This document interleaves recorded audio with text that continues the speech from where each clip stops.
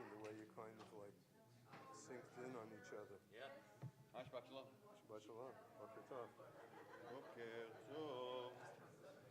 Checking the live stream. Computer loaded. Huh? The computer loaded. Oh, that's good. Just right now. So that's good. I'm glad you liked it. Yeah, very much. Good. I'm going to try and come again tonight, and Sunday I'm going to be there. Good. Yeah, no, I meant to come last night. A couple things threw me off, and I would have ended up walking in late. Don't worry. Is that enough? I walk in late here. No worries, Ron. He's going to be back. Just heard the whole conversation. He's going to be back. Heard you saying red flag. Okay, yeah. Come on. Change.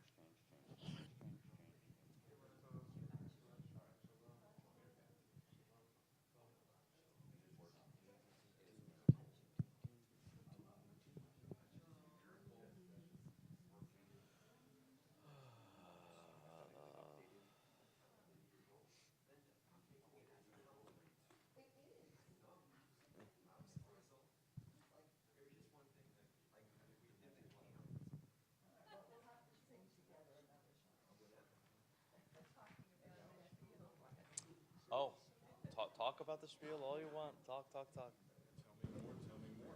I'll tell you more next Monday. Tell me more. All right, everyone, take it easy. Nice enthusiasm. I love it. Yeah. Yeah.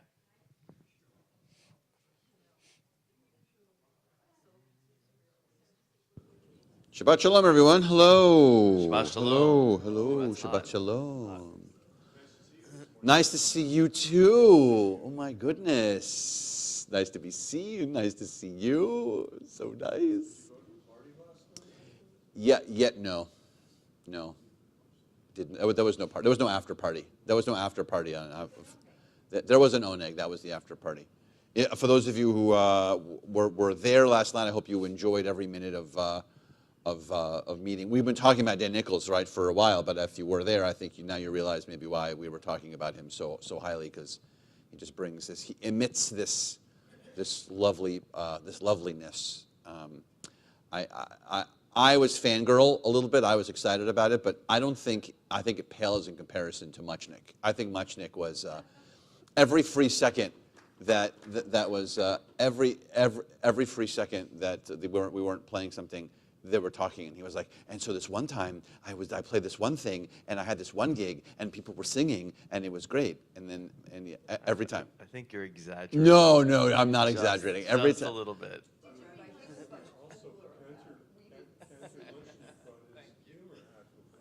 Yeah, he brought his humor. Yeah, he brought his humor. That was the first time. Nice. What's that? Yes, that's true. Because he's wonderfully talented. He's wonderfully talented. He's wonderfully talented. About 45 minutes before the service. Yeah. Wonderfully talented. It's true. So far, none at all, because we're just talking. See. So tonight you can still show, if you are going to show, when suspend your Shabbat. But just I think there's a way to just say that you're coming. So on our website, you didn't hear this from me, but you can go to the website and you can the first thing that drops down is Dan Nichols. So hit it and then just register. There's no cost, just register. So Neil knows. Yeah, so Neil knows how much food to prepare tonight, because there'll be light bites and there'll be s'mores tonight if you want to come and join us around the campfire. It'll be all folk songs and him talking, and you will have a break from us talking at all. It's all going to be him. All him. It's actually all him from this point forward. So yes. he is going to be on tonight and then tomorrow afternoon. Also tomorrow afternoon, there are still tickets available for tomorrow afternoon. So same website, same button. Just go down a little further, and you can register for tickets. And if you get tickets, you also have access to food trucks. So there'll be food trucks there tomorrow afternoon also. So food trucks are between like 12, we're not sure, somewhere between 12 and 12:30 there'll be food trucks, and then doors open at 1, shows at 1:30, the concert with his whole band. So lots of fun, still Dan Nichols stuff coming. Then the second Dan Nichols ends, we're going to talk about Purim the rest of the time, because well, that's coming up soon. All right, we're going to be on a page now. You excited, Harry? Yes. We're going to begin our Shabbat morning service. Hope you had a lovely start to Shabbat yesterday, not just because of Dan Nichols, just for ourselves, and you're excited for the rest of Shabbat and hanging out this morning. We're on page 170. Mode ani lefanecha Melech v'kayam shechezarta binishmati bechemla rabba emunatecha Mode ani lefanecha Melech v'kayam shechezarta binishmati bechemla rabba emunatecha Rabba emunatecha. Onisim b'choyom, where we continue now our daily blessings and miracles, 175. Baruch atah Adonai Eloheinu melech haolam, asher natan lasach v'mina le'avchin ben yom u'ben layla. Amen. Baruch atah Adonai Eloheinu melech haolam, pokeach ivrim. Amen. Baruch atah Adonai Eloheinu melech haolam, atir asurim. Amen. Baruch atah Adonai Eloheinu melech haolam, zokef kefufim. Amen. Baruch atah Adonai Eloheinu melech haolam, rokah ha'aretz al hamayim. Amen. Baruch atah Adonai Eloheinu melech haolam, hamechin mitzadei gaber. Amen. Baruch atah Adonai Eloheinu melech haolam, malbish harumim. Amen. Baruch atah Adonai Eloheinu melech haolam, hanoten layaev koach. Amen. Baruch atah Adonai Eloheinu melech haolam, amavir sheina meinai utnu mamei afapai. Amen. Baruch atah Adonai Eloheinu melech haolam, she'asani b'tzelem Elohim. Amen. Baruch atah Adonai Eloheinu melech haolam, shasani ben chorim. Amen. Baruch atah Adonai Eloheinu melech haolam, she'asani Yisrael. Amen. Baruch atah Adonai Eloheinu melech haolam, ozei Yisrael b'gvura. Amen. Baruch atah Adonai Eloheinu melech haolam, oter Yisrael b'tifara. Amen. Sukkot Zimra, our morning section of Psalms 183. Baruch she'amar ve'ya olam. Baruch Hu, Baruch Oseh v'reshit. Baruch Omer ve'oseh, Baruch gozer u'mkayem. Baruch merachem al Baruch haaretz, merachem al habriot. Baruch meshalem sachar tov Baruch lireyav, chaylar v'kayam l'netzach. Baruch podem atzil, Baruch shemo. Blessed is the one who spoke and the world came to be. Blessed is the one, Blessed is the one who continually authors creation. blessed is the one whose word is Blessed deed. is the one who decrees and fulfills. Blessed is the one who's compassionate towards the Blessed world. is the one who's compassionate towards all creatures. Blessed is the one who arose Blessed irreverent. is the one who exists for all time, ever enduring. Blessed is the one who redeems and saves. Blessed is God's name. Baruch atah Adonai, melech mehulal v'tishbachot.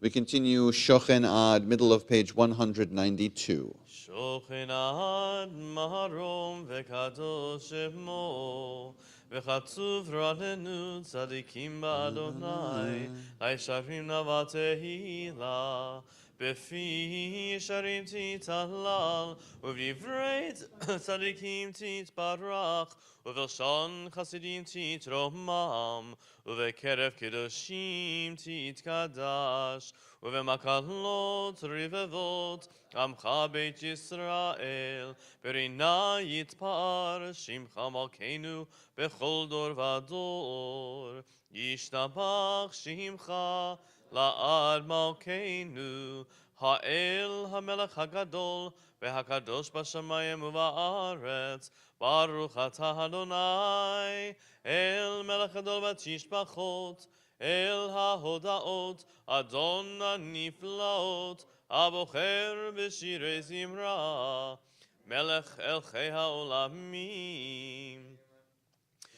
יתגדל ויתקדש שמי רבה, בהולמת יברח חירותי וימליך מלכותי, בחייכון וביומייכון, ובחיי דכל בית ישראל, בגלה בגלה, ובזמן קרי ואמרו, אמן. יהי שמי רבה מבורך, לעולם לא מהמיה יתברך, יתברך וישתבח, ויתפאר ויתרומם ויתנשא, ויתהדר ויתעלה ויתהלל, שמי דקודשה בריחו, לעילה מן כל ברכתה ושירתה, תושבחתה ונחמתה, תמירן בעולמה, ואמרו Amen. Call to worship, Baruch Hu 195. Lai lai lai lai lai lai lai lai lai. Lai lai lai lai lai lai lai lai lai. Lai lai lai lai lai lai lai lai lai lai. Lai lai lai lai lai lai lai lai. Lai lai lai lai lai lai lai lai lai lai. Lai lai lai lai lai lai lai lai. Baruch Hu et Adonai HaMevorach. Baruch Adonai HaMevorach, HaMevorach le'olam va'ed. HaMevorach, HaMevorach לעולם ועד. ברוך אתה אדוני אלוהינו מלך העולם, יוצר אור ובורא חושך, עושה שלום ובורא את הכל. Please be seated. Ahava Rabbah on page 198 is where we continue. אהבה רבה אהבתנו, אדוני אלוהינו, חמלה גדולה ויתרה, חמלת עלינו. בעבור אבותינו ואימותינו, שבטחו בך, ותלמידיהם חוקי חיים. והארנו בתורתך, ודבק ליבנו במצוותיך, ויחל לבבינו לאהבה וליראה את שמך, ולא נבוש ולא ניכלם ולא ניכשל לעולם ועד, כי בשם קודשך הגדול והנורא בטחנו, נגילה ונשמחה, נגילה ונשמחה בישועתך. ברוך אתה אדוני הבוחר בעמו ישראל באהבה. שמע ישראל אדוני אלוהינו אדוני אחד. ברוך Baruch Shem Kivod Malchuto Leolam Va'ed.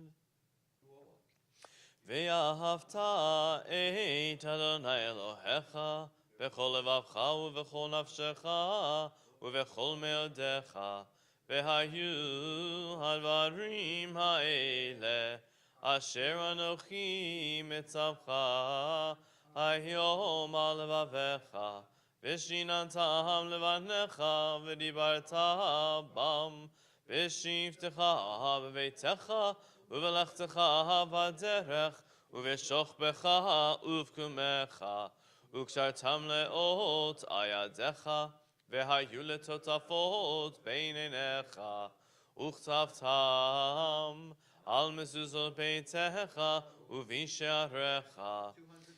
Vayomer Adonai el Moshe lemor, daber el bnei Yisrael, ve'amarta alehem, ve'asu lahem tzitzit. Akanfei vigdehem ledorotam, ונתנו על ציצית הכנף בטיל תכלת והיה לכם לציצית וריתם אותו וזכרתם את כל מצוות אדוני ועשיתם אותם ולא תטורו אחרי לבבכם ואחרי עיניכם אשר אתם זונים אחריהם למען תזכרו ועשיתם את כל מצוותי. שם לאלוהיכם, אני אדוני אלוהיכם, אשר הוצאתי אתכם מארץ מצרים, להיות לכם לאלוהים. אני אדוני אלוהיכם. So we continue with our Song of Redemption of Mi Chamocha 204. Mi chamocha ba'elim Adonai, mi chamocha nehedar b'kodesh. Nora tehilot oseh fele, nora tehilot oseh fele. Shira chadasha, shibchu gehulim, לשמחה על שפת הים, יחד כולם הודו והמליכו ואמרו, אדוני ימלוך לעולם ועד, אדוני ימלוך לעולם ועד. צור ישראל, קומה בעזרת ישראל, ופתחנו מך יהודה וישראל, גואלנו אדוני צבאות שמו, קדוש ישראל, ברוך אתה אדוני, גאל ישראל. Amidah begins on page 205. Adonai sifatai tiftachu fi yagi tehilatecha. Adonai, open up my lips that my mouth may declare your praise. Baruch atah Adonai, Eloheinu v'Elohei avoteinu v'imotenu. Elohei Avraham, Elohei Yitzchak, Elohei Yaakov, Elohei Sarah, Elohei Rivka, Elohei Rachel, Elohei Leah, Ha'el Hagadol, Hagibor v'Hanora, El Elyon, Gomel Chasadim Tovim, V'Koneh HaKol, V'Zocher Chastei Avot V'Imahot, U'Mevii Geula Livnei V'neihem, למען שמו ואהבה, מלך עוזר ומושיע ומגן. ברוך אתה אדוני, מגן אברהם בעזרת שרה. אתה גיבור לעולם אדוני, מחיי הכל אתה רב להושיע. משיב הרוח ומוריד הגשם, מכלכל חיים בחסד. מחיי הכל ברחמים רבים, סומך נופלים ורופא חולים, ומתיר אסורים, ומקיים אמונתו לשני עפר, מי כמוך בגבורות, ומדום מלך, מלך ומחיה ומצמיח ישועה, ונאמן אתה להחיות הכל.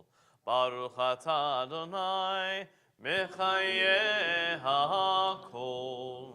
Kedusha is on page 208. נקדש את שמך בעולם, כשם שמקדישים אותו בשמי מרום, ככתוב על יד נביאך, וקרא זה אל זה ואמר, קדוש קדוש קדוש, אדוני צבאות, מלוך כל הארץ, כבודו. אדיר אדירנו אדוני, אדוננו מאדיר שמך בכל הארץ. ברוך כבוד אדוני ממקומו. אחד אלוהינו, הוא אבינו מלכנו, הוא מושיענו והוא ישמיענו, ברחמיו לעיני כל חי. אני אדוני אלוהיכם, ימלוך אדוני לעולם, אלוהי ציון, לדור ודור. הללויה. לדור ודור, לדור ודור, לדור ודור נגיד גודלך, לדור ודור, לדור ודור, לדור ודור נגיד גודלך. נצח נצחים ולנצח נצחים, קדושתך נקדיש, ושבחך אלוהינו מפינו לא ימוש לעולם ועד. לדור ודור, לדור ודור, לדור ודור נגיד גודלך, לדור ודור, לדור ודור, לדור ודור נגיד גודלך. ברוך אתה אדוני האל הקדוש. We continue silently now, beginning here on page 210 through page 219. When you're finished, please be seated.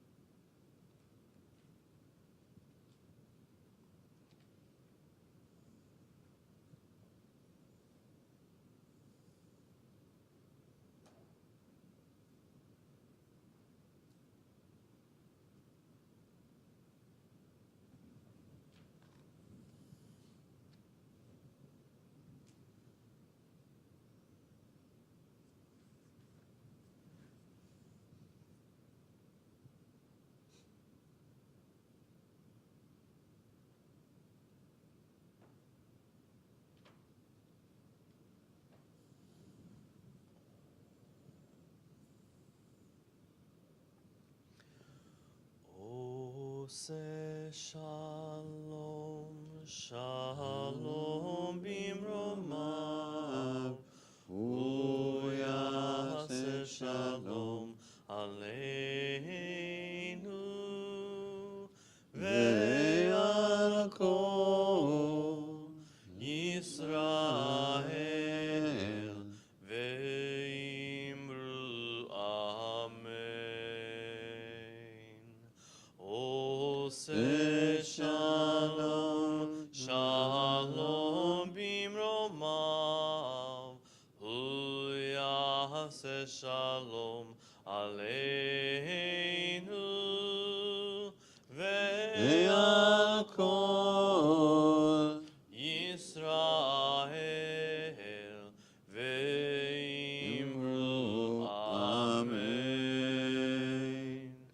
Huyase shalom aleinu ve'al kol Yisrael. Amen. Amen. Ose shalom, shalom bimromav, uyase shalom aleinu,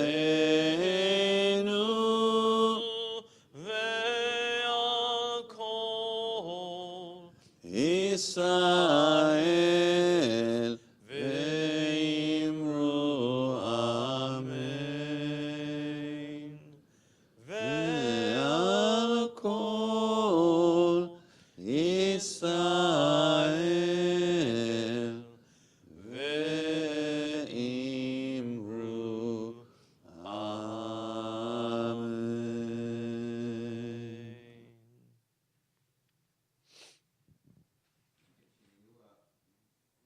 We continue with Seder Kriyat HaTorah. Now the service for reading the Torah on Shabbat, page 244. Ein kamocha va'elohim Adonai ve'kemaasecha malchutecha malchut kol olamim u'memshaltecha bechol dor v'hador Adonai melech Adonai malach Adonai himloch le'olam va'ed Adonai oz le'amo hitain Adonai yivarech et amo v'shalom. Please stand. Al harachamim heitiva v'tzoncha et Zion tivneh chomot Yerushalayim ki v'chad levad batachnu melech el v'nisa Adon olamim 246. Ki mitzion teitzei Torah, ki mitzion teitzei Torah, udvar Adonai mirushalayim, Baruch shenatan Torah, Torah, Baruch shenatan Torah, Torah, le'amo Yisrael, b'kedushato, Shema Yisrael, Adonai Eloheinu, Adonai Echad, Echad Eloheinu, Gadol Adonenu, Kadosh Shemo, Gadlul Adonai iti, Uneromema Shemo Yachdav. Lecha Adonai hagedula ve'hagevura ve'atiferet ve'anetzach ve'hahod ki chol bashamayim uvaretz ki chol bashamayim uvaretz lecha Adonai hamamlacha Ve'amit nahaseh lechol rosh lecha Adonai hagedula ve'hagevura ve'atiferet ve'anetzach ve'hahod Ki chol bashamayim uvaretz Ki chol bashamayim uvaretz lecha Adonai hamamlacha ve'amit nahaseh lechol lerosh. Please be seated. You want Torah first? I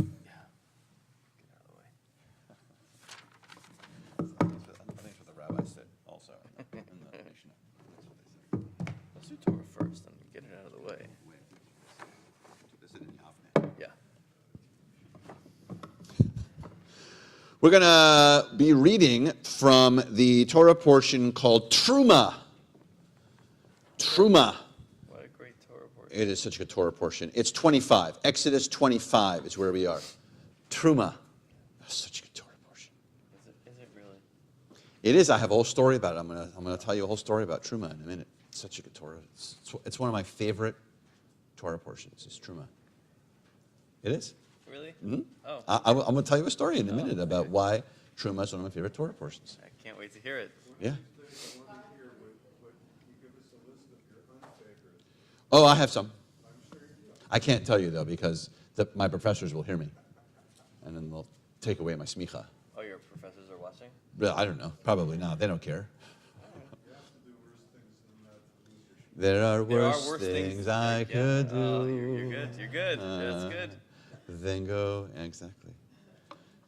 She has such a good voice in that. What's we said? Stockard Channing. Stockard Channing. So good. West Wing.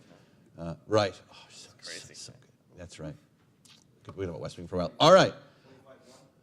The beginning, yes. Is that what you're chanting from? Yes, 25-1. Cantor, 25-1. 25-1. So, who would like to do the Aliyah for us this morning? All right. Thanks, Amy. I couldn't hear him, so that's good. What was I don't know. I don't know what he said. I can't hear him. I can't hear him, so it's good. It's nice. Ta'amod Chaya bat Ruven la Torah. Baruch Hu et Adonai HaMbarach. Baruch Adonai Baruch Le'olam Va'en. Baruch atah Adonai Eloheinu melech haolam asher bachar banu mikol ha'amim v'natan lanu et Torato. Baruch atah Adonai noten haTorah. Amen. Vaydaber Adonai el Moshe lemor daber bnei Yisrael v'chu li truma v'et kol ish asher yirvenu libo tichu et trumati zot hatruma asher tichu meitam zahav v'chesef u'choshet v'techel v'argaman v'tola shanim v'shesh rizim v'orot elim me'adamim v'orot techashim ve'atzei shitim shehemen ha'maor b'simchim בסמים לשמן המשחה ולקטורת הסמים אבני שוהם ואבני אלוהים לאפוד ולחושן ועשו לי מקדש ושכנתי בתוכם ככל אשר אני מראה אותך את תבנית המשכן ואת תבנית כל כליו וכן תעשו Baruch atah Adonai Eloheinu melech haolam asher natan lanu Torat emet v'chayei olam nota b'zalkenu. Baruch atah Adonai noten haTorah. Amen. Thank you. Thank you. You're going to bowl well now. Yes, that's right. We're going to raise and dress the Torah, so we're on page 252 in your prayer books. Who's going to be raising and dressing for us? Do we have any volunteers for raising and dressing? Ron? Ron's doing which one? Raising or dressing? Raising. Who's dressing? Who wants to dress Torah? All right, thank you. We're at 252, 252. Together we stand.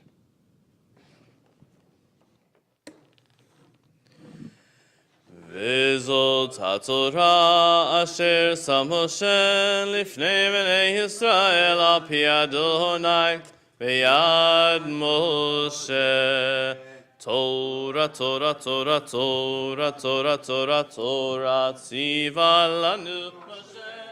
תורה, תורה, תורה, תורה, תורה, תורה, תורה, ציווה לנו משה.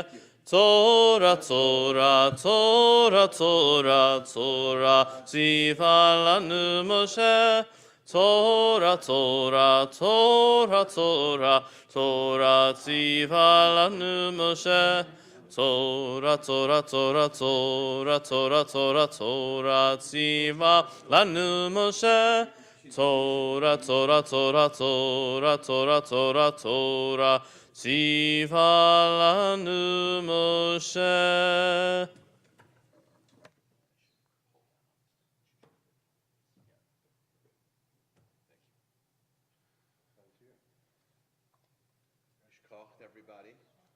Please be seated.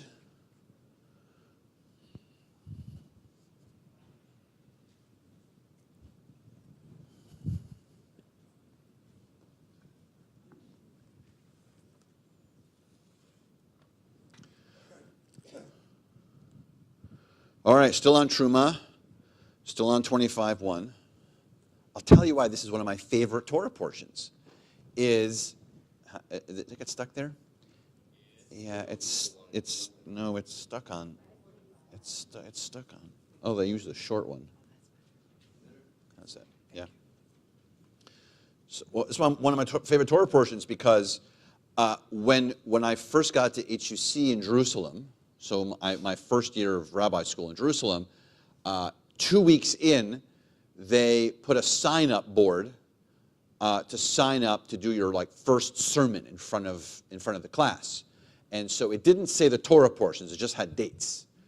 And I thought to myself, I would like to wait as long as possible to actually give the class the first sermon. I wanted to see what other people were doing. I didn't want to sign up for the first one. I figured if I went down to and I remember if it was either January or February or March, but it was around this time, and I was like, I'm just going to write my name in February. Seems like a nice, I don't want to go too late, that seems too extreme, but I definitely want to go first, because I want to go after the high holidays for sure. I want to go after, so I didn't want to go after the first of the year. So I wrote in whatever date that was, and it turns out it was Truma. So Truma was the first sermon or sermonette that I ever gave at, was that? No, it was, I did a little bit of Hebrew in it, but it was like the first sermon. I actually prepared a sermon. I had to go to the professors. They had taught me what to do. I didn't know what to do. Still not really sure what to do. It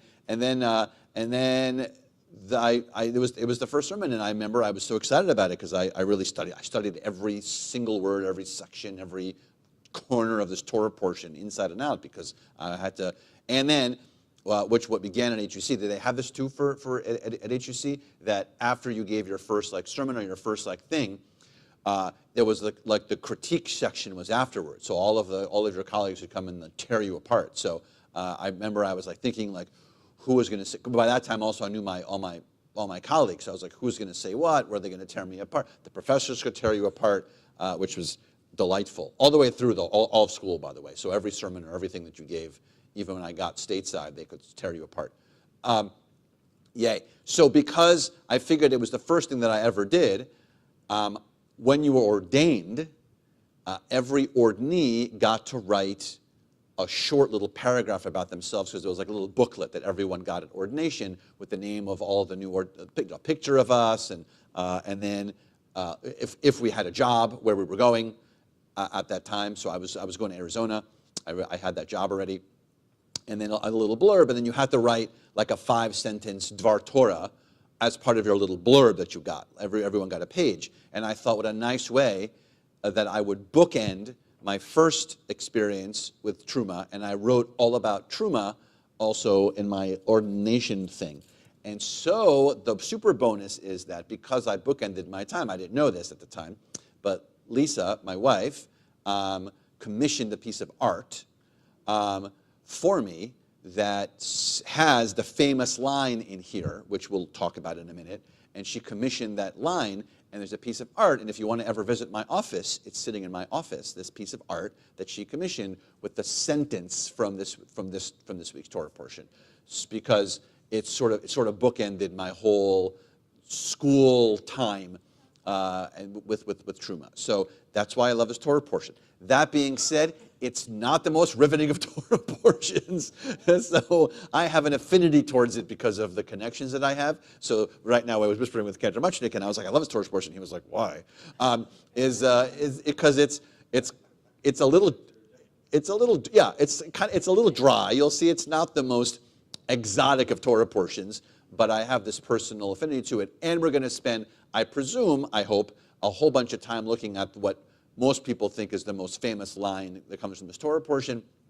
And not just the most famous line, but not only is the line famous, it's probably one of the most quoted pieces of Torah all over the world, actually. So we'll talk about it. It all comes from this week's Torah portion. So now that I've really upped this little section we're going to be talking about, and I've kept most of you awake during my story, we are going to say our, we're going to do our blessing. Baruch atah Adonai Eloheinu melech haolam asher kishanu b'mitzvotav v'tzivanu la'asok b'divrei Torah.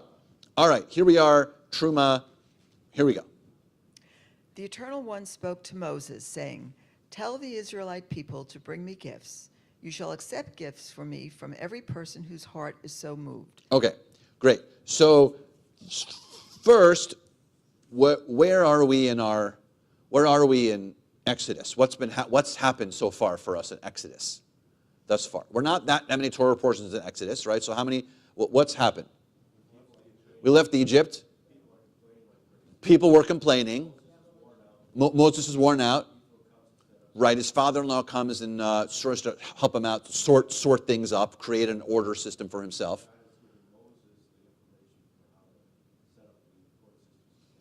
Excellent. There were court systems. What happened just before the court systems? The Ten Commandments. We get the Ten Commandments. Even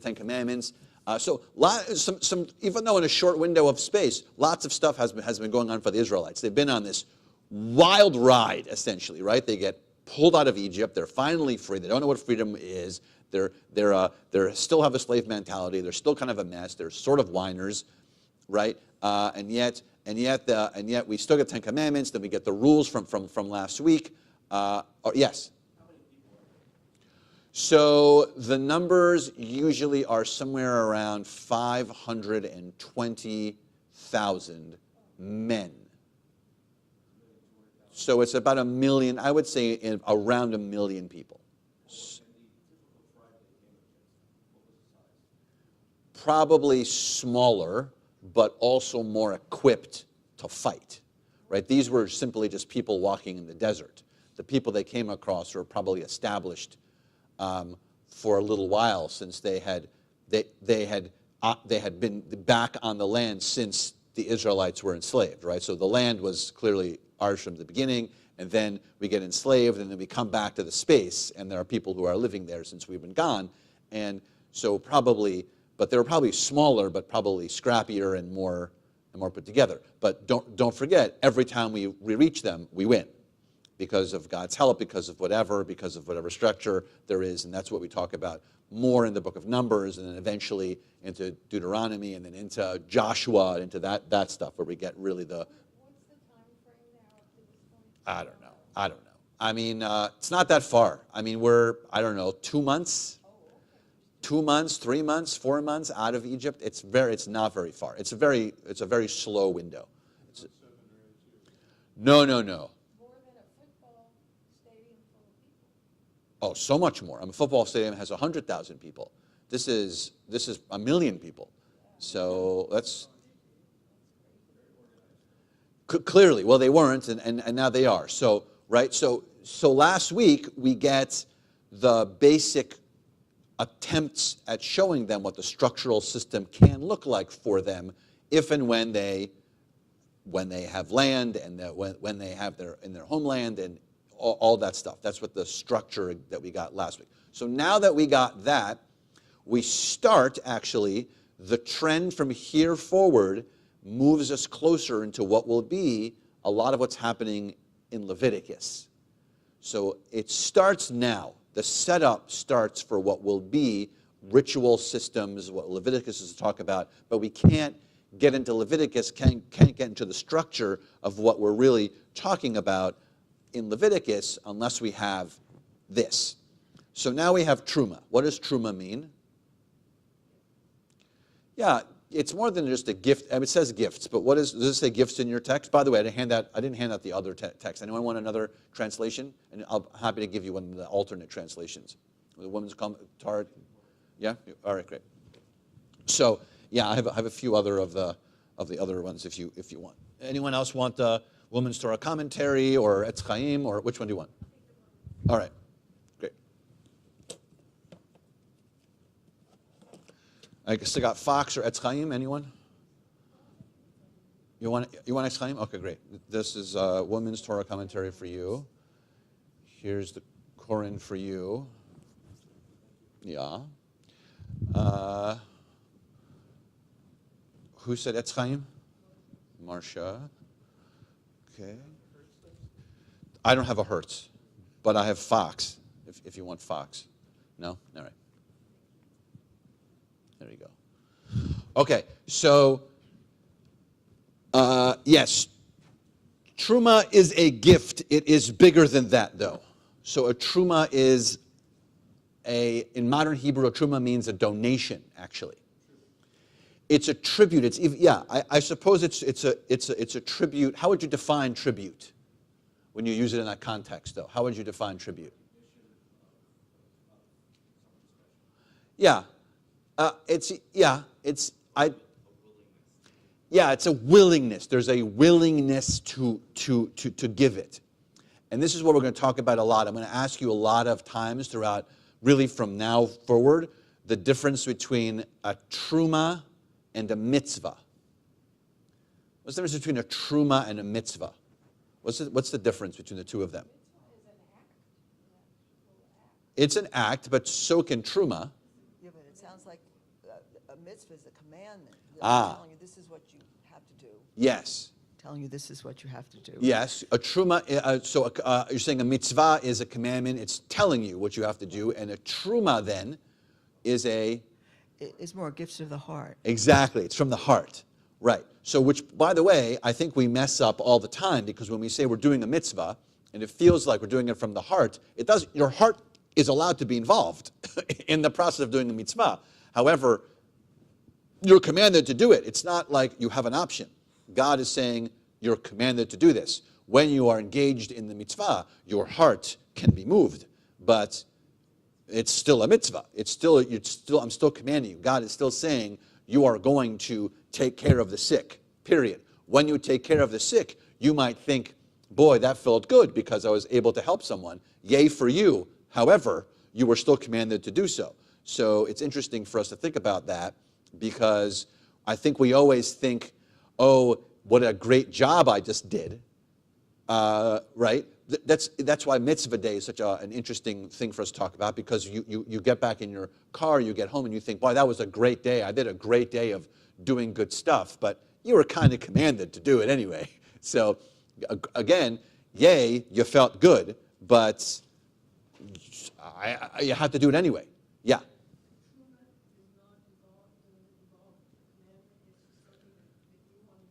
It is. That's the beautiful idea of a truma, is that you're not commanded to do it. So much so, it says so, right? I mean, here we stopped in the first two verses, right? Because the first verse is that God speaks to Moses, right? But the second verse says, "Tell these people to bring me gifts." This is the word truma, right? Bring me gifts. You shall accept gifts for me. That's God, right? For me, from every person whose heart so moves them, right? So only if their heart moves them are they supposed to give. If your heart isn't moved, we're going to find that actually soon, by the way, God doesn't want it. I don't want it, God says. If you're going to if you're going to begrudgingly go through this, God's going to say soon, keep it. It's not worth it. This is not a truma then. Your truma literally has to come from your heart. If there's a yuckness to it, then I don't want it. Yeah. Well, I was thinking that maybe the mitzvot are sort of a training ground for truma. Oh, nice. You know, that oftentimes, you know, you do something because you have to, you're told to, you're commanded to. But then perhaps in time, it becomes something that you really want to do out of your own, because it feels good, and you're not doing it because you have to. So it might be a nice way to get to that. Beautiful, beautiful. So there's this beautiful concept called Torah Lishma. Torah Lishma means to study Torah just for the sake of studying Torah. But we're also told to study Torah. So to reiterate your point, if you are told to study Torah over and over and over and over and over again, even though maybe at the beginning you do so begrudgingly, at some point you think to yourself, this is really nice. I really like this. I'm actually gaining something from doing this every day or every week or every time I look at this. And then maybe you start to fall in love with it on your own. And then, so maybe the pattern is, I'm going to make you do it, at least certain things, until you maybe fall in love with it, and then it connects for us, because then you do Torah Lishma, and Torah Lishma is it's the beautiful concept that you're just doing it for the sake of studying, not because I have to, not because I need to, not because someone tells me I need to, not because it's on my calendar, just because, you know what, I just want to study. It just feels really lovely. So that's a very nice point. Yes, you're next, Ron.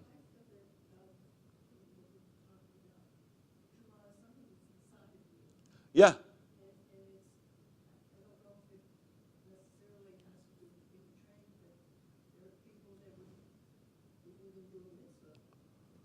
Yeah, there are people who are begrudgingly doing mitzvot. That's why, by the way, Maimonides had to come up with a ladder of doing mitzvot, a ladder of giving, right? Rambam had to create a ladder of giving to remind us that even if you give tzedakah, which by the way is not a request, it's right. It's a commandment. But if you give, so this is the issue, right? Is that if you give tzedakah begrudgingly, you're still giving tzedakah, right? You're still doing it.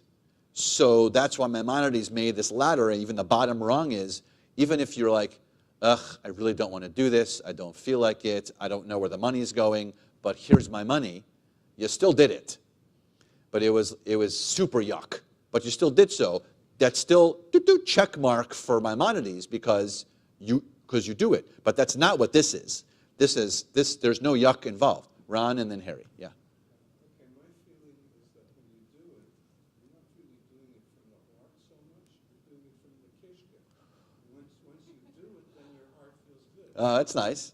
That's nice. So you're saying it starts, well, like all good things for Jews, everything starts in our kishkas. So everything starts there. It feels good with cholent, exactly. Once you have some cholent, then you feel more giving. And you're like, boy, now I'm full.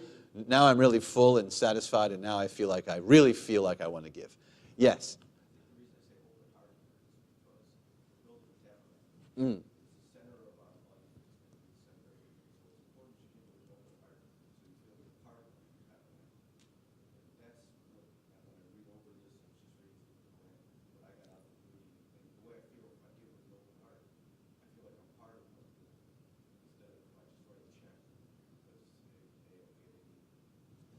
What's your line? Every time we talk to the bar mitzvah kid. That when we tell them about the mitzvah project, we tell them the sky's the limit. You can do whatever you want. But the one thing you can't do is have your parents write a check. We want them to dive into their choice of what they're going to give up of themselves, as opposed to just saying, hey, here's a nice organization, write a check, here's my mitzvah. So if we don't stop them from doing that also, but that's not their mitzvah. Yeah, that's what we say all the time. Like, get your hands. We always say, get your hands dirty. Get your hands dirty. Do something. Yeah.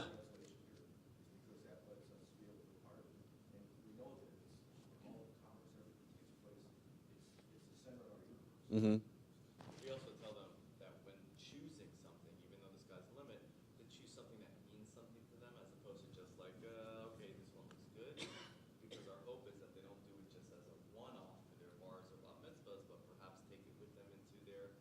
school years or college years and maybe develop it even further. So Yeah, we know several kids who've started to do a project and then made different foundations. I know. turn them into clubs at their high school. Yeah. Yeah, I know someone from Phoenix who did a project, who the family got totally involved. They made a foundation on it, and he's beyond college, and he's still working on this foundation from his bar mitzvah. So it's nice because you really, again, your heart gets involved in it, and you really want to do it. And to your point, Harry, also we're not there yet, but the whole point of what God is saying is that if you're not doing it from your heart, I don't want it, because I also don't want that bad juju building the tabernacle. That goes back to your point too. I don't want you to reluctantly build a tabernacle. I don't want that negativity, God says, in the thing you're building that's going to house the Ten Commandments and that's going to travel with the Israelites for really until the temple falls. I mean, this is if Same thing for Sofer. exactly. Sofer Exactly. writing a Torah and their heart isn't in it on that day, they're not allowed to write part of the Torah that day. Like they have to have their heart and mind. Yes. You Silver Star. That's right. Yes. Yes. There's a reflection, Yes. contemporary reflection, and it says, imagine how these former slaves felt as they became builders of a dwelling for the divine. Oh, it's beautiful.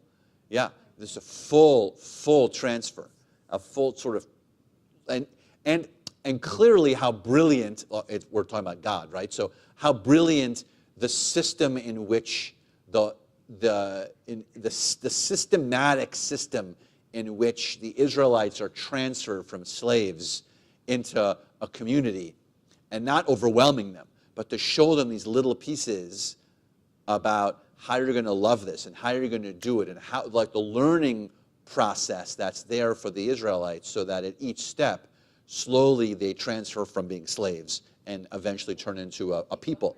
They take ownership of it. Exactly. So they really are connected to it. And because they love what they're doing here, you're going to connect to this building of a tabernacle and not just do so like, fech, I'm just going to help because I'm told to do so, or because everyone else is doing so, or something like that. Yeah, yeah. So even on the level of physical labor, you're giving physically as well as emotionally, Yeah. as well as spiritually. Exactly, which ties back to the point of what we say to the B'nai Mitzvah kids, right? Yes, a check's nice, but if you're not going to go in with your time on a weekend or in an evening, you know, if you're into pets, go and help clean kennels, or if you're not going to collect shoes, if you're not going to do all these things, then you're not going to feel that you did the work, right? So give of yourself to really do it. Yeah. The Israelites have been traveling through the desert for a few months. I'm wondering how abundant all these gifts that they're being asked to give, how abundant they were, and in that case, to give that really must come from the heart if you're willing to do that. Yeah. So the gift probably came from Egypt, because there's all these midrashim that say that the Egyptians, as they were leaving, gave them gifts as they were leaving, almost to say, I'm sorry, I get it. I don't know why you were here for this long. And so there's all these midrashim that the Israelites were actually carrying a bunch of jewels and gold and these items that you're about to hear about. They had them actually in their possession. There's some commentary that says it. That's a good question, because where did it come from? Yeah, where does it come from? Yes. Yeah. Yeah.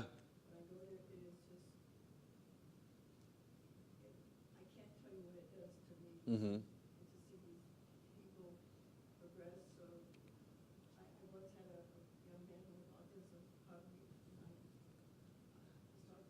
Yeah, that's also a truma, by the way. Trumot are not just a physical item. A truma is your time too. It's your energy. It's your love.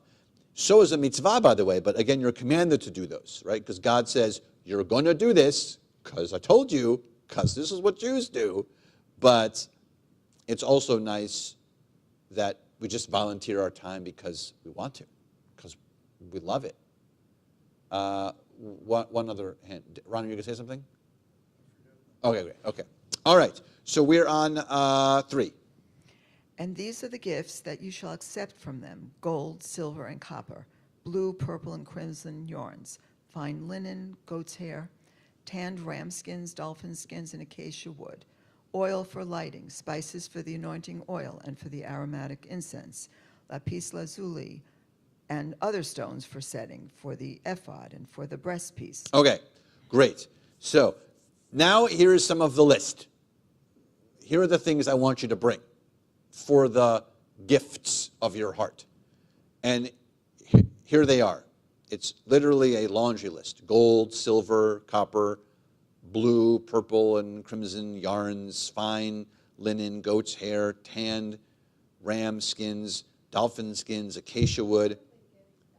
Yes, thank you. So, nice. We're going to get there, I promise. So the first there's gold, right?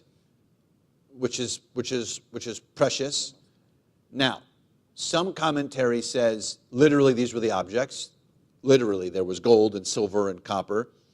Some commentary says there were some of these physical things, but also that each of these words almost had another meaning, an underlying meaning that wasn't necessarily the exact object. So you can go on this road with me or not, it's up to you, but the idea of gold, which in Hebrew is zahav, it was an acronym. You know acronym? Like ARTSA, like SCUBA? Like SCUBA isn't right? SCUBA's an acronym. U for Lubin, U for SCUBA. That's very good. Thanks, Polly. So, you know SCUBA? Self-contained underwater breathing apparatus. All right, great. So Zahav actually had to do with, you don't have to like this, the origin of the times that Jews pray. Because if you take each letter of Zahav, each letter, every letter in Hebrew has a number equivalent. So if you take a Zion, Aleph, Bet, Gimel, Dalet, Hey, Vav, Zion, that's what? 7. What happens on the 7th day? Shabbat. So we pray. Then that's Zion. Zahav, the second letter is a Hey. Aleph, Bet, Gimel, Dalet, Hey. That's 5. What day of the week is that? Thursday. What happens you can do on Thursdays? You can read Torah. And then there's Zahav. Zahav, what's Bet? Aleph, Bet. That's 2, which is Monday. Which is what happens on Mondays? You read Torah. So, so you don't have to like it, but it's in a couple of places that the commentary exists. That's why, yeah, Muchnik is not sold on this. You don't have to be sold on it. I didn't make it up. It's not my idea, but it does fit very nicely, by the way, into the first thing being not only just gold as in the object, but gold as in the structure that's going to take place in the future and the times that we pray and the times that we have the Torah. Yes, but you can't, but don't forget, Torah isn't it's not linear, right? So when you look at texts like this, it's cyclical. The Mishnah isn't really second, even though it's in the year 200. You have to let that go. And these commentaries don't work that way. They're all over the place. So yeah. But God wants it built now. Yes, that's true. Torah hasn't really even been written. Correct. How are we chanting Torah regardless of the days, regardless of linear or cyclical? Right. We're making all the Greece jokes. So right there's a there's a commentary that says that just before Moses dies, by the way, God takes Moses into the back of a classroom, and because Moses is so upset that he's going to die, and he feels like he's not going to have any influence because he's going to die, and the people are going to go astray. Classroom on the top of Mount Nebo? Exactly. This is one of the most famous commentaries of all time that I did not make up, right? That God takes Moses to the back of a classroom, and in the classroom, they're learning about Moses and the 5 books of Moses, and to show him that you're going to be okay because forever and ever and ever and ever and ever and ever and ever, the Jewish people will only be talking about Moses and what a great prophet you are. So you don't have to like that commentary either, because it's all mishmash. Like, how is it possible that the time? Yeah, it's exactly. Let's do the time warp, right? So it is. I figured I would just chime in. Not at all, but I figured we would stay on the theme of just different pieces of music. Yes. So to me, the theme of Truma doesn't seem to hold true. Truma. Yes. Doesn't seem to hold true with your idea of telling the bar mitzvah boy to, refrain from asking his father to write a check, because here God is asking for all things that are very valuable. Right. But the request is only if you want to give it. So the value exists, because there's a value to all these things. But it's only, Truma is teaching us that you're only supposed to give of these things if your heart is moving you to do so. Not because I'm telling you to do. God is separating here and saying, I don't want it if you're not going to want to do it. I don't want you to do it. So that's the differentiation. He's giving them ideas only of value. Well, only because the tabernacle should also look beautiful. So to build a tabernacle. In the same concept, by the way, this is another idea of the word mitzvah, hidur mitzvah. You know hidur mitzvah? Hidur mitzvah is this idea that you should beautify a mitzvah. What I mean by that is, that your mezuzah on your doorpost, the pretty box that's on your doorpost, is meaningless, right? The real thing about the mezuzah is the scroll inside. So hypothetically, you could just take the scroll itself and put a piece of Scotch tape on your doorpost, because it serves as your mezuzah, and you're done. But Jews don't do this, because we're commanded to do something called hidur mitzvah, which is you're supposed to beautify the mitzvah and not just get by with it, which is also why candlesticks aren't ugly. I mean, you might not like another set of candlesticks, but candlesticks aren't ugly. You've never really seen an ugly talit. I mean, again, you don't have to like the style of a talit, but a talit is not just a napkin that we put that we put fringes on. It's not a paper napkin that we put fringes on. They're all beautiful. Right? We choose them for a reason. That's adding to the mitzvah. It's hidur mitzvah. So it's the same idea that we're supposed to go out of our way to make things beautiful, which is why the tabernacle can't just be like just throw it together and make it look schwach and ugly. It should look really beautiful. Dr. Bob. I don't think that the focus should be on the things of great value, even though gold and silver are the first ones offered. Goat's hair should not be a particularly challenging thing to come by. Right. Oil for lighting. So I think they need all those things, but the entire focus shouldn't be just that they're terribly valuable. Right. That they're things that you have that you are, you're giving. I love it. Yes, absolutely. It's again. It's also just in this room, people might have more gold than someone else right? So, some people have more gold in this room. Some people have less gold in this room. But the truma is, how much do you want to give that you want to give? Just because one person has all the gold, it doesn't mean they want to give it.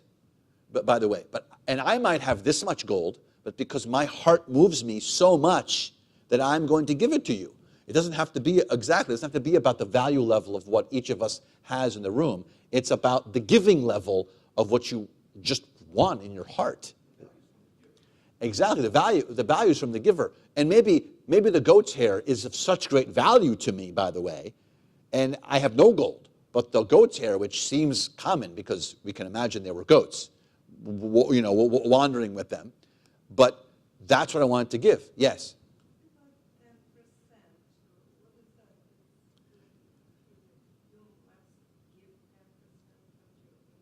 Yes, so eventually, through this system, there becomes a tithing system, but that's more connected to mitzvot and less to truma. But there is a tithing system that existed within Judaism, which, by the way, remains in one rather large religion that we've heard of before. What major religion still has kept a 10% tithing system? Was that? Latter-day Saints, exactly. So the Latter-day Saints, probably from us, because a lot of the ritual in Latter-day Saints is connected to Jewish stuff. But so there's a tithing system that no longer exists, by the way. So it existed existed for a long window, and then now doesn't really exist anymore. But there was a tithing system to give 10%. Yeah. But tithing, by the way, isn't an option. Again, it falls under the mitzvah window. A tithe is because you got to do it. I'm not asking you. I'm telling you got to give 10%. So, yeah. Same with the fields. When you harvest your field, aren't you supposed to set aside a certain... Correct. Those are all commandments. I'm not asking you. God's saying, I'm not asking you when you have a field to leave the portions of it for the poor. I'm telling you, you're going to do it because I'm commanding you to do it. This is what Jewish people do. Done. Whether you feel good about it or you don't feel good about it, I don't think every farmer is thrilled about that's a lot of farm that they're not harvesting. So every farmer is probably like, well, I've got to do it. But I'm telling you, you're doing it. That's a mitzvah. Again, that's not what this is about. This Torah portion is about your heart saying, I want to give more and more and more. I shouldn't be asking you. Your heart should just tell you to do so. Yes? We've spoken a lot about just giving a check. Sometimes giving a check can be something I think can be a truma. It can. If you're doing it because it's something that means something to you and you want to do it.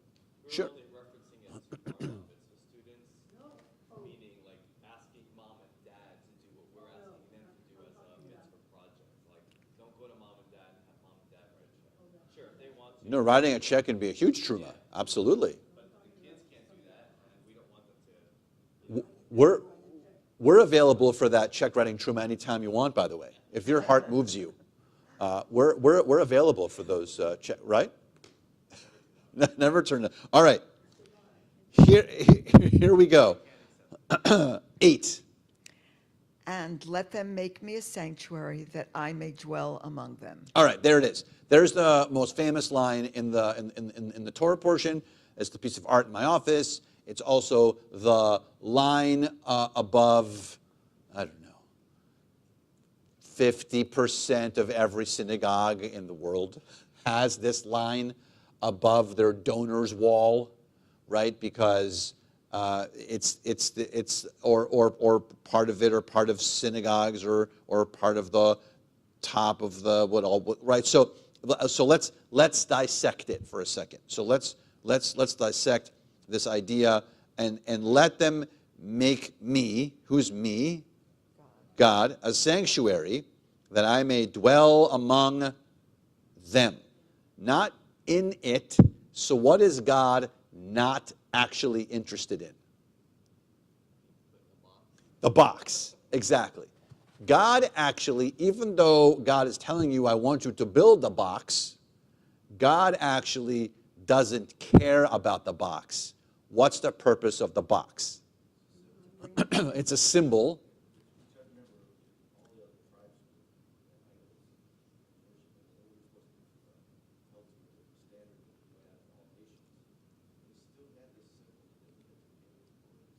Right.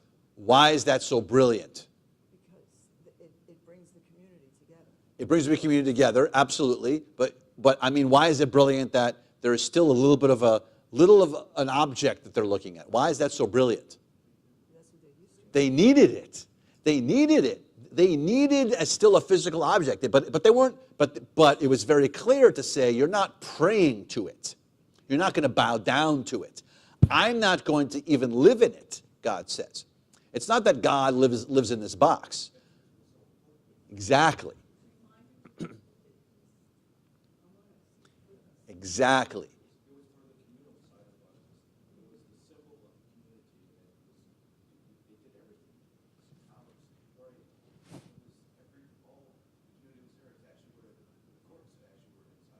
Exactly.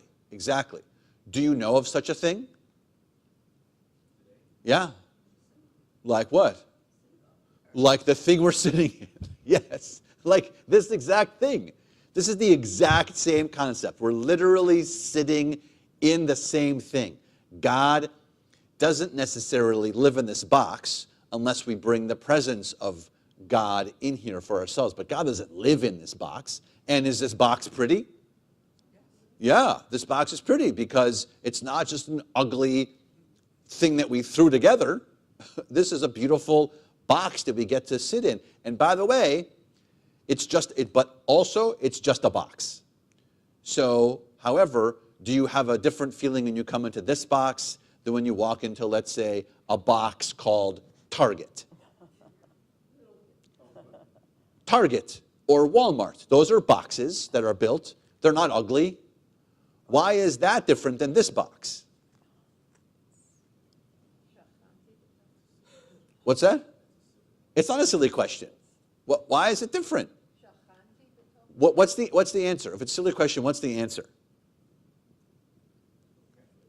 No cash registers. Oh, no, we have cash registers here. It's just a yeah, yes, yeah. Yeah. Okay, fine, great. There are needs there.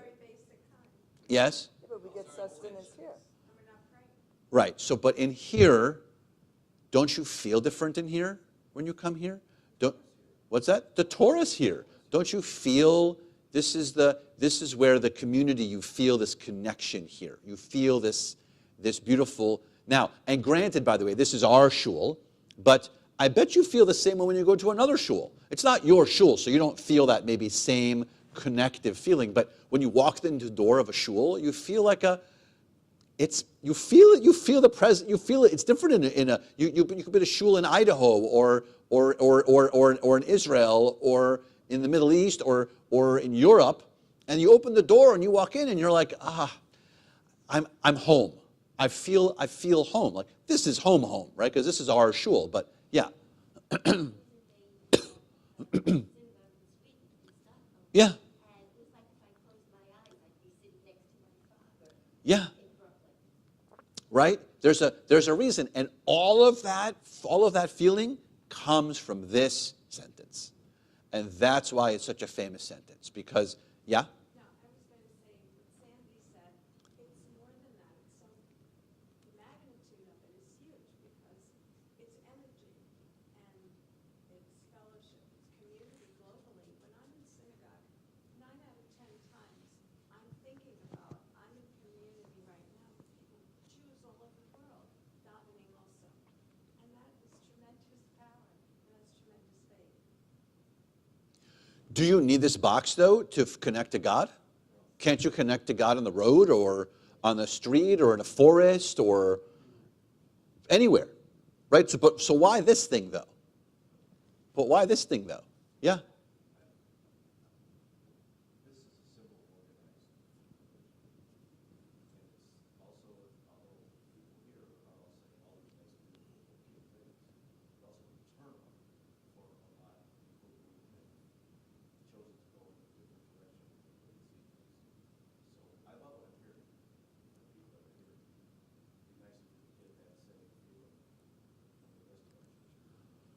True. There's also, by the way, something called a mikdash me'at. Have you ever heard the term mikdash me'at? What's a mikdash me'at? Anyone know what that is? A small mikdash. What's a small mikdash? What is that really? What's that a code for? Your house. So what's mikdash me'at is also your home, because your home can also be this dwelling where God can dwell, because that's where the the loves of your life are, right? That's where you establish. That's the root system that exists for you too. So there's a Mikdash Ma'at. By the way, if you talk to a kid who goes to a summer camp, the second they set foot onto the grounds of that summer camp, I'll tell you what, it's a Mikdash for them. There's a holiness that happens for kids in summer camps because they think this place is holy, and they're gathering, and God's presence is there, and they're together, and they're doing rituals, and this Mikdash doesn't have to be necessarily this building, but the idea of what God is saying is, I'm building this building for you so you guys can figure out how to be a community. You do it, you figure it out. Yeah. I think on high holy days, when there's some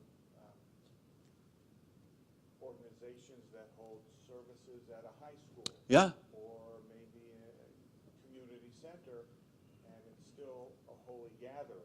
Yeah. Because of what people bring to it. Exactly.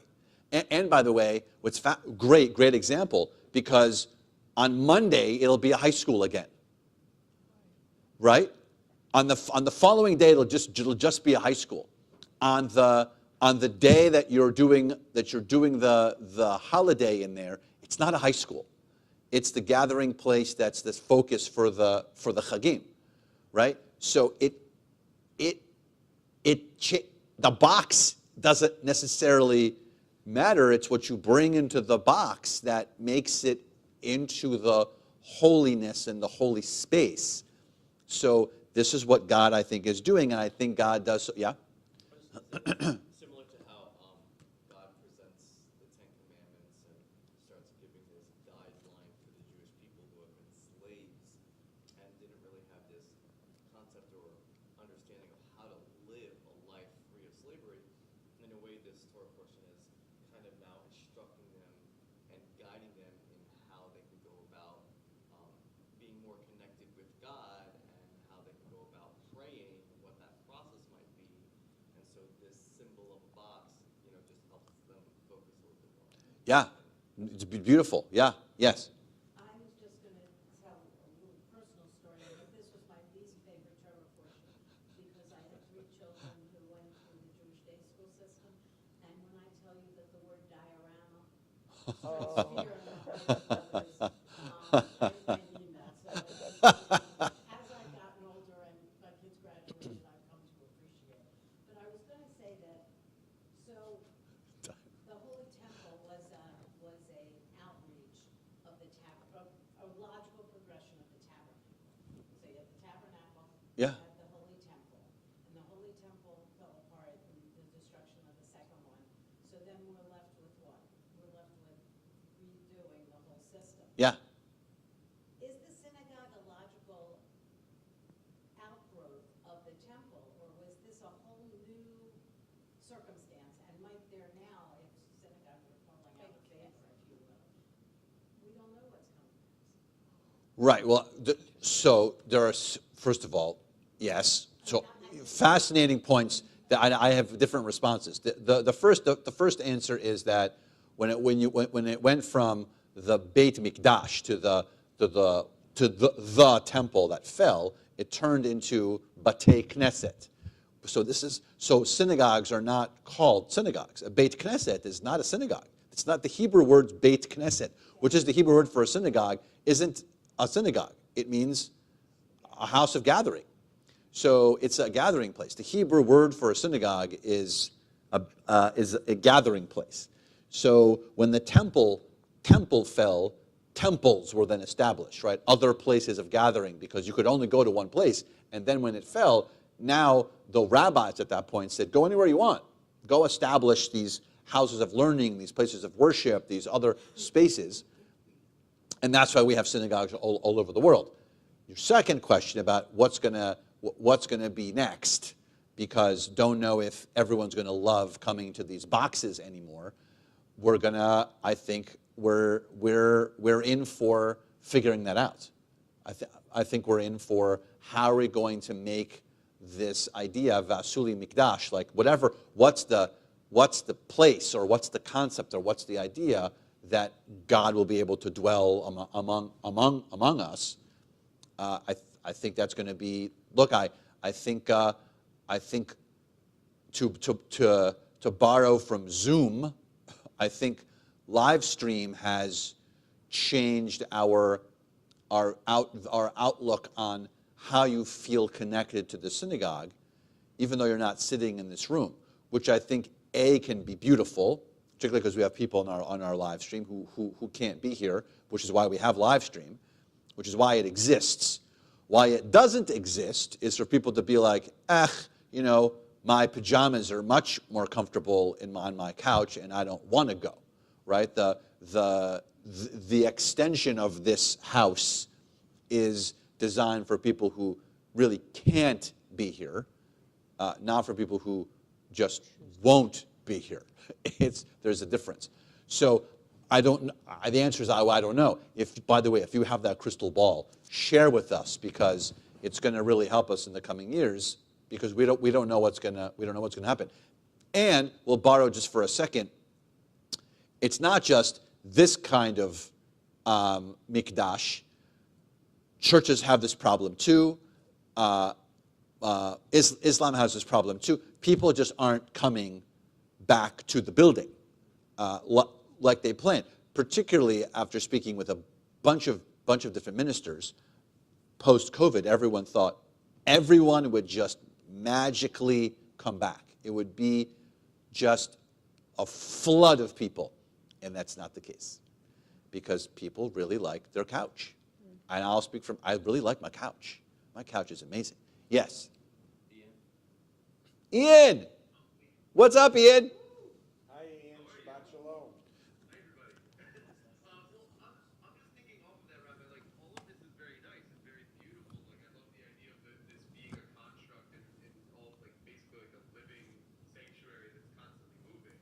I guess my only question from it, though, is that, God's pretty specific here about what he wants his sanctuary to look like and for what he wants in it. So, like, I love that everybody's finding, like, I'm on Zoom today, and, like, we can find holiness even in our homes and all that. Like, God's saying, like, make me a gold altar with wooden acacia, poles, and, like, he's being very specific here. So why the specificity if this is like a living construct?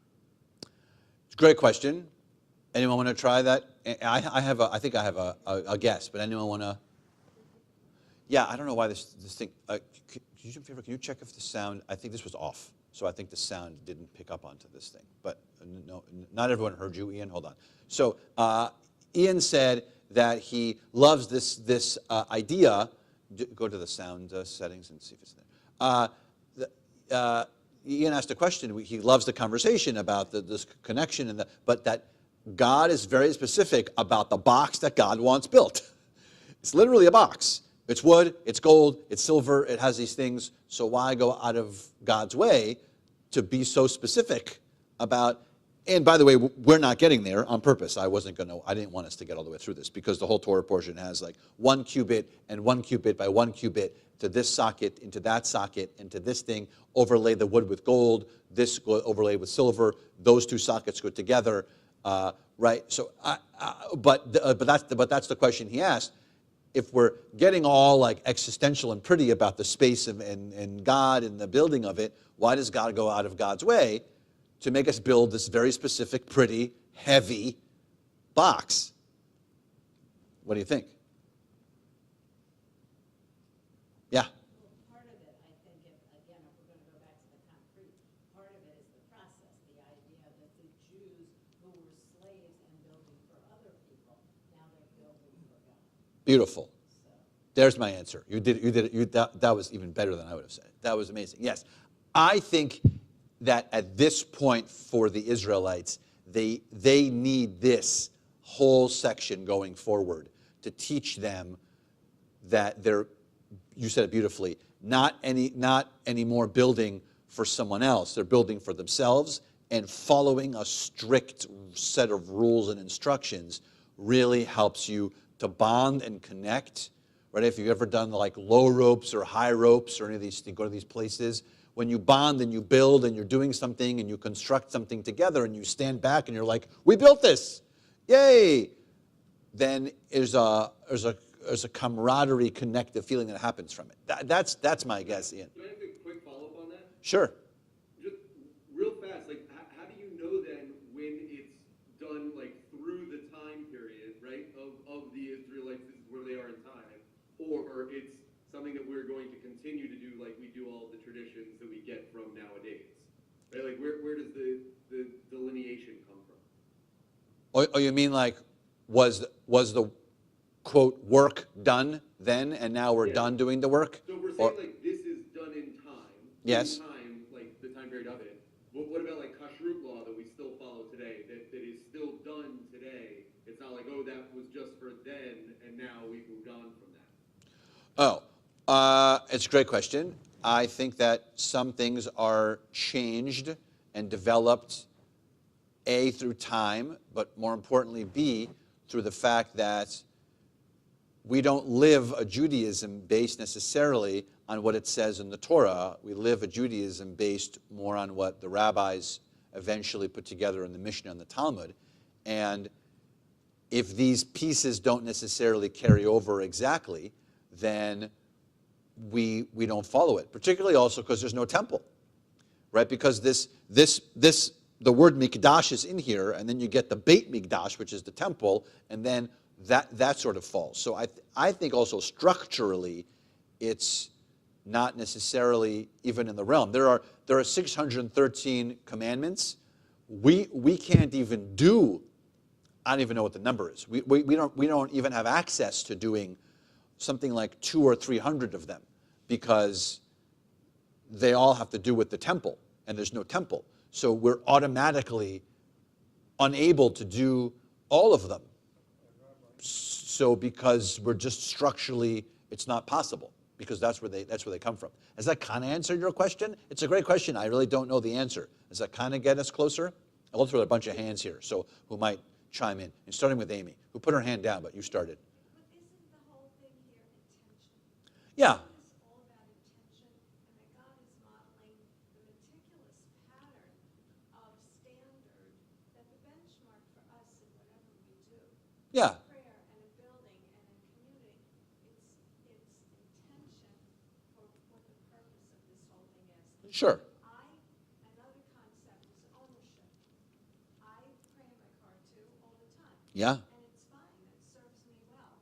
But when I get here, there's a need and a desire, not so much to be on display, but to have ownership and to know that the intention of others here is pure. Uh-huh. And we're still building. Yeah. Building. Yeah. I think that's beautiful also to say about the space, because you can also be singing a prayer in your car. I mean, I'll just say this because Dan Nichols was here. So I listen to Dan Nichols in my car all the time. What? But but in the sanctuary, and I even turned to, I would joke, like whispered in the mic after he did Hashkivenu, right? Which is a piece of liturgy, which we do here all the time.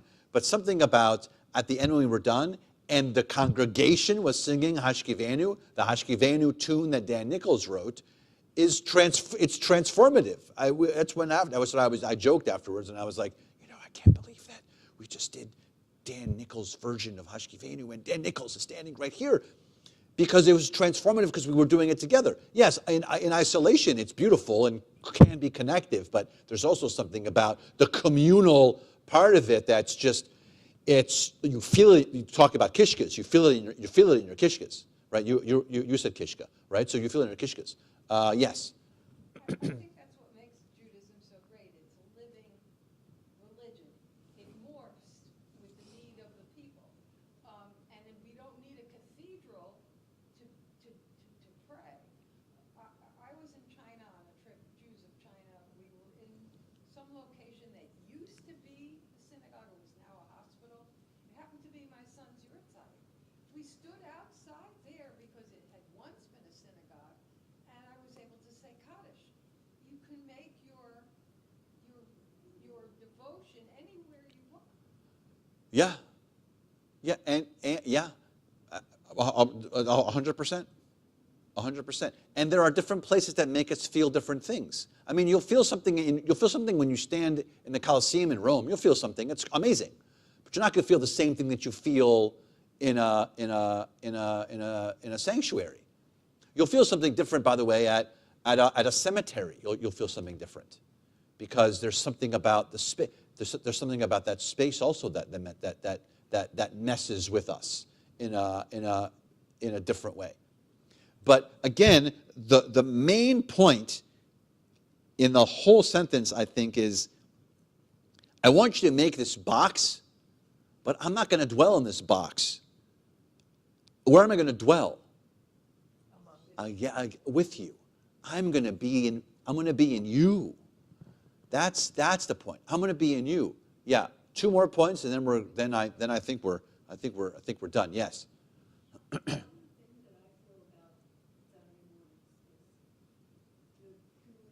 Yeah.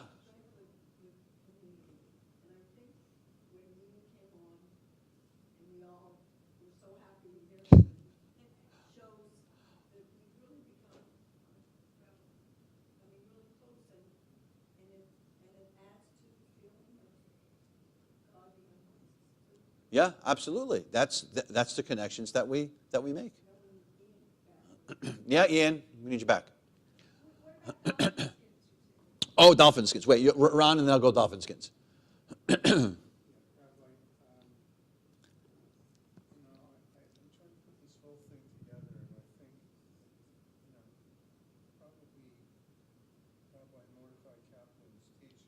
Yes.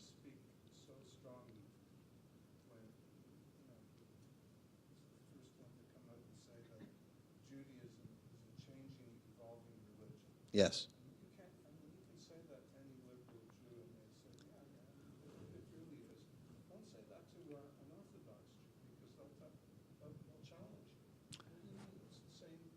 They will challenge you. They will challenge you, but I think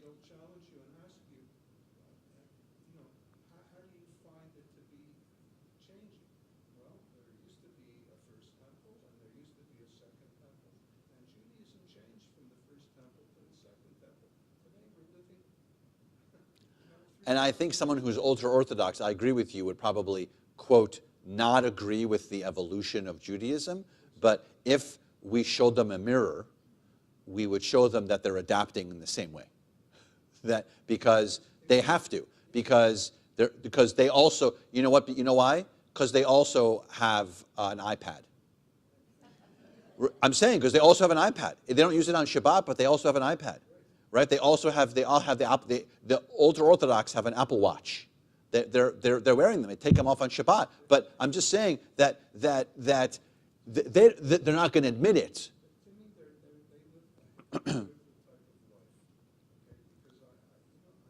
Yeah.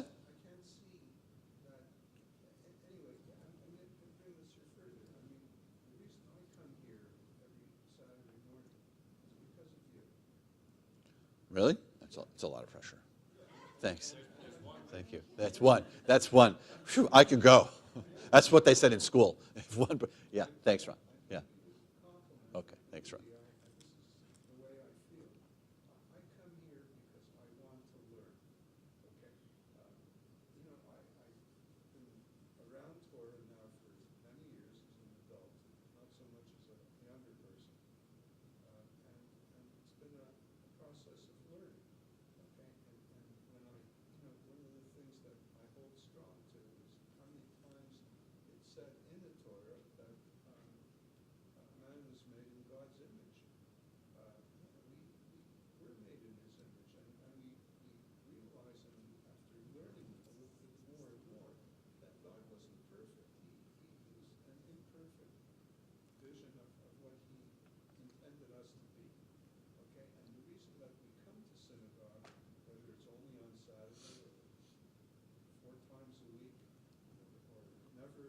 Yeah.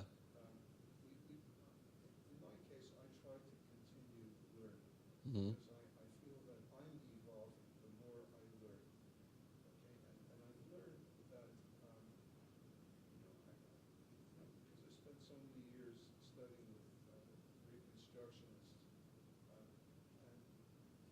known that many of them are agnostic or atheistic in their views. I am also somewhat. I say, who is God? Where is he? I can't see him. Somebody put all this stuff in. They wrote it. People wrote it. Mhm. It wasn't God that wrote it. It wasn't Moses that wrote it. It was whoever those people were who took it upon themselves. Possibly. Yeah. This is what I think. Yeah, yeah, of course. I think that those are all valid concepts. I think people would disagree with some of them, but I think they're all valid concepts and they all exist. When I look at what is said in the Torah, that we were made in God's image, Yeah. I take it as being that, yeah, we're imperfect, just the way God was. And if we want, what we should try to strive for in our lives is to become more perfect all the time. Mhm. This is why my Torah is sitting here every Saturday. That's very nice. Well, thanks, Ron. Yeah. No, really. Yeah. And even though I sometimes say, I don't think I believe in God, I believe in what's written in the Torah. There's a lot of good stuff in there Mhm. to become better people, Mhm. to learn a better way. It's like instead of going to a shrink every week. Yeah. I would not use us as a sanity level. This is not. You've met us. This is not. I'll speak for myself. Maybe him, but not me. So, yeah. Well, thank you.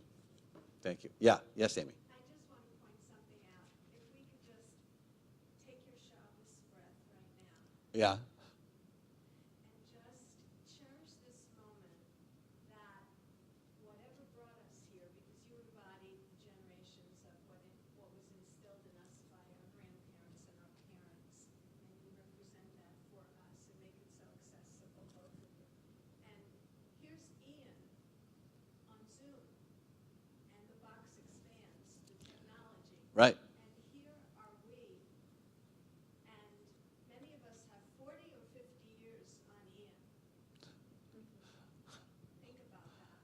So we're living and building Lador Lador. Mhm. Through our love and example, somebody who's 75, like I turned on Monday, can be with a 35-year-old person and speak the same language from the heart and be here together, and we're still building our shul. Mm. And thank you both.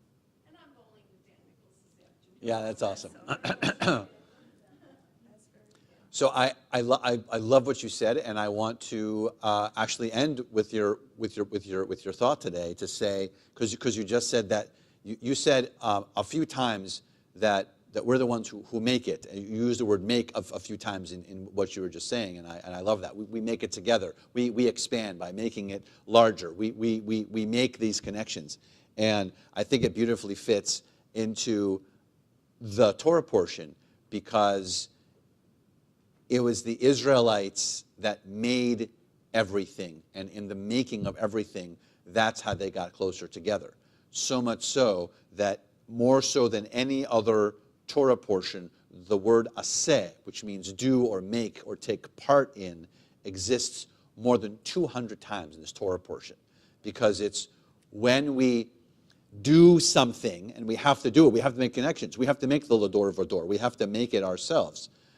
So thank you, Amy, because I definitely agree that when we make our space holy, when we make our connections holy, when we make our relationships, the space that we're in, the space that we're beyond, wherever we are as a community, we decide to make, like the word says in the text so many times, holy. That's when we really feel God's presence, just like the text wants us to. So thank you. When we see ourselves as being in the image of God, Yeah. okay, and being God-like, Yeah. and we have the ability to be godly, Yeah. and we come to shul every Saturday, Yeah. and each time that we come here, we become a little bit more godly. Yeah. It's true. It's true. I agree. What's that? Sorry, dolphin skins. 1 second on dolphin skins. So it doesn't say dolphin skins, by the way. Sorry, I forgot. I promise you dolphin skins. So the dolphin skins, we're talking about verse 5. It says tanned, my translation says tanned ram skins, dolphin skins, right? Does yours say that? So the answer is it doesn't say dolphin. It says tachash skins, and no one knows what that word means. It's actually an unknown word. I actually believe it's a hapax legomenon. I think it's a word that appears only once in the Torah. I'm pretty sure. So I like to throw that word out because it's the only fancy word that I know, and it's only 10 just after 10, and I can still say hapax legomenon. So what is the thought? A couple of theories on tachash skins. One is that it was an animal that existed only at the time of the building of the tabernacle for the purpose of using it for the tabernacle, and then it was never used again. That's one theory. The other are the guesses that it's a dolphin skin, which also you think to yourself, how do they have dolphin skins if they're in the middle of the desert? But the answer is, where were they just not that far before?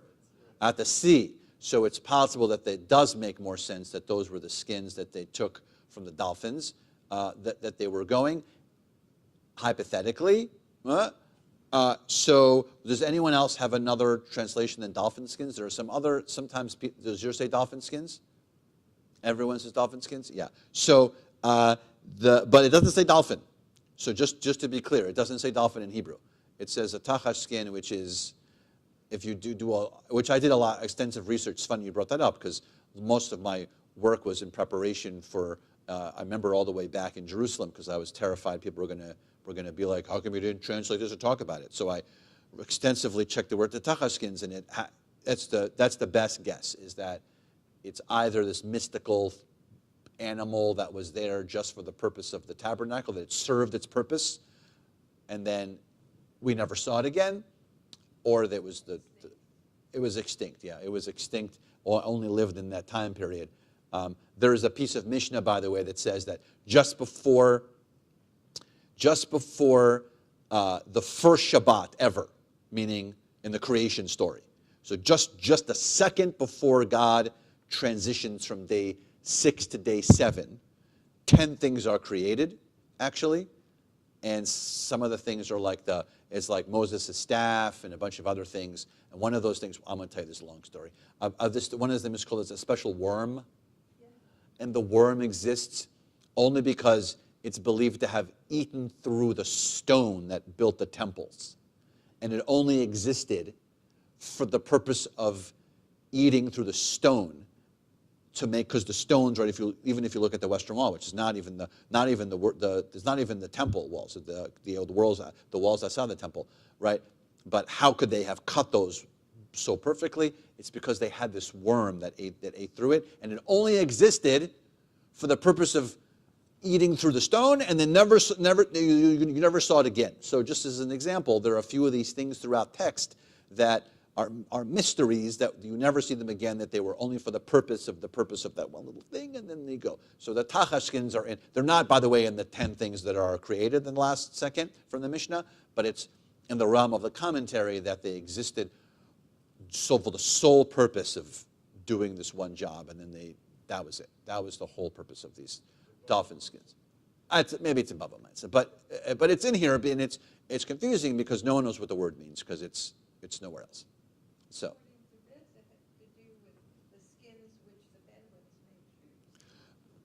Sure, but we don't know what those skins were. That's all. It's possible that they made shoes with it. So, yes. Real quick, the name of that worm, which I always forget, it started with an S. Shamir.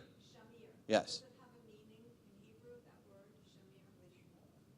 word, shamir? Yeah, maybe. And finally, can you bookend and finish with that famous quote? With the famous quote from here? Sure. V'asuli mikdash v'shachanti betocham. That it says, and let them make me a sanctuary that I may dwell among them. And you're all welcome at some point to come to my office, eat some chocolate, get a lollipop, and look at the piece of art that Lisa commissioned for me that's still sitting in there from this Torah portion.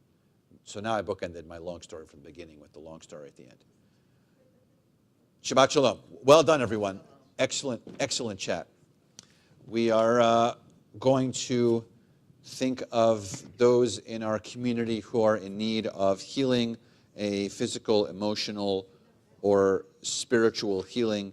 If you are thinking of someone and you want to share their name at this time, please do so. Let's go on to the Zoom first. Anyone on Zoom sharing a name this morning?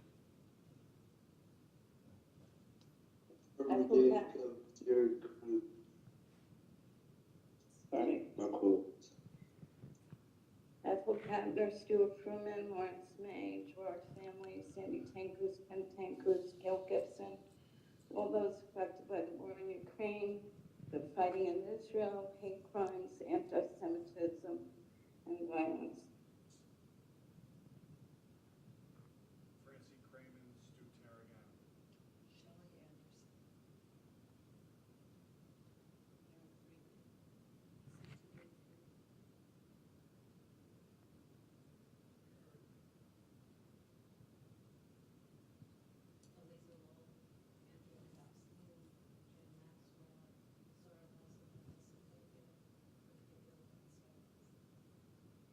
Leah Bat Rivkin, Harry Pearson, Judy Dean, Carmela Bat, Sarah Dov, Sandy and Ken Tankus, Rivka Chaya Bat Leah, Ian Hafson, and Beth Bat Mary. Jonah Mark Reck. משבח אבותינו ואמותינו אברהם יצחק ויעקב שרה רבקה רחל ולאה וברך את החולים הקדוש ברוך הוא ימלא רחמים עליהם להחלימם ולרפאתם ולהחזיקם וישלח להם מהרה רפואה שלמה מן השמיים רפואת הנפש ורפואת הגוף השתה בגלה בזמן קריב ונאמר אמן. May the one who bless our ancestors Abraham, Isaac, and Jacob, Sarah, Becca, Rachel, and Leah, bless and heal those who are ill. May the blessed Holy One be filled with compassion for their health to be restored and their strength to be revived. May God swiftly send them a complete renewal of body and spirit, as together we say, Amen. We are going to return the Torah to the Ark, 256, and together we stand. Yehallelu et Shem Adonai, ki nizkav shemo levado, hodo al eretz v'shamayim, vayarem keren le'amo, tehila lechol chasidav, livnei Yisrael am kirovo, hallelujah. Hallelujah. Eitz chaim hi lamachazikim ba v'tomcheha meushar deracheha darchei noam v'chol netivoteha Shalom, Hashivenu Adonai, Elecha v'nashuva, Chadesh, Chadesh Yameinu, Chadesh Yameinu, Kikedem. Quick announcements. We mentioned again all these opportunities still this weekend to hang out with Dan Nichols. Purim Spiel is soon. A week from Monday. A week from Monday. Greece is the word. It's going to be really, really fabulous. So please come to the Purim Spiel. Rabbi Silver's 3-week course is coming up at the beginning of March. Rabbi Khan is currently in Israel, but she will return soon, and her story classes will be back, and women's circles will be back. What else? My classes start in April. Oh yeah, Kenner Muchnick has a three-part series starting in April as well. And the Broadway series is... Well, yeah, the Broadway concert. So April 10th, 17, 24 are my adult education classes. And then April 29th is the Broadway concert. Yes. So lots of stuff. Lots of stuff. And there are luncheon, there are not, coffee and conversations that are interspersed there that, I forget those dates, but there are coffee and conversations that are coming still. Megillah and Mimosa, yes, thank you. So thank you. Yes, so Megillah reading is on Monday night. So the following morning, out in our courtyard, I believe it's 11 or 11:30, it's on the website, is our Megillah and Mimosa. So come and talk about the real story of Purim, not the, yay, this is a fun holiday story of Purim, but the real story of Purim, and there will be libations, and there will be a lot of food, a lot of fun, brunchy food. We're going to begin to conclude. Aleinu is on page 282.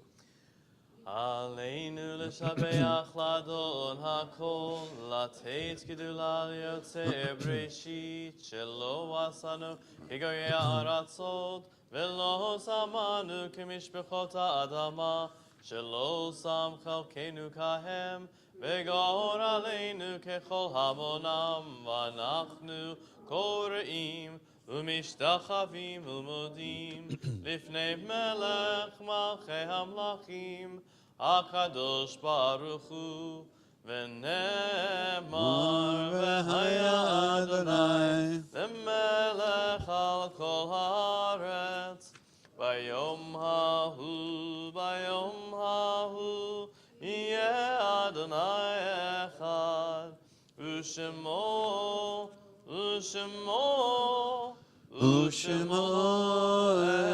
Echad. We transition our thoughts in a moment to Kaddish Yotom, to Mourner's Kaddish. We think of those in the period of Shiva, the immediate 7-day mourning period, Alex Kammer, Jordan Labiner, and in the period of Shloshim, the immediate 30-day mourning period, Irving Goldfarb and Natalie Siegel, and ayortzais that occur for us this week: Claude Abrams, Norman Ackerman, Sylvia Arnaldi, David Coburn, Leopold Cohen, Chad Michael Cooper, Bessie Diamond, Lillian Dworkin, Eugenia Edelstein, Morris Farley, Max Frank, Lila Goldman and Goldsmith, Cy Granovsky, Bertha Lefkowitz, Bess Levine, Mark Liebman, Shlomo Meyerson, Florence Raffin, Florence Rhodes, Ira Shankman, Shana Ruth Shoemaker, Harold Sider, Al Smith, Brett Steinberg, Ernstine Stern, Ernest Weiss, Rosalia Wilkes. To those names, we had any name that you'd like to add at this time.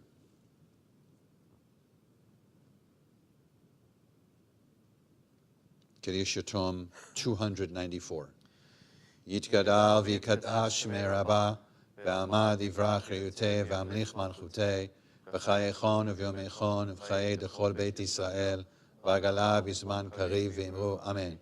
Yehei shmei rabah mevorach le'olam ulmei olmaya, yitbarach v'yishtabach v'yitpa'ar v'yitromam v'yitnaseh, v'yitadar v'yitalev v'yitalal, shmei rekudesha brichu, le'ela min kol birchata v'shirata, tushbechata v'nechemata, da'amiran ba'alma v'imru amen.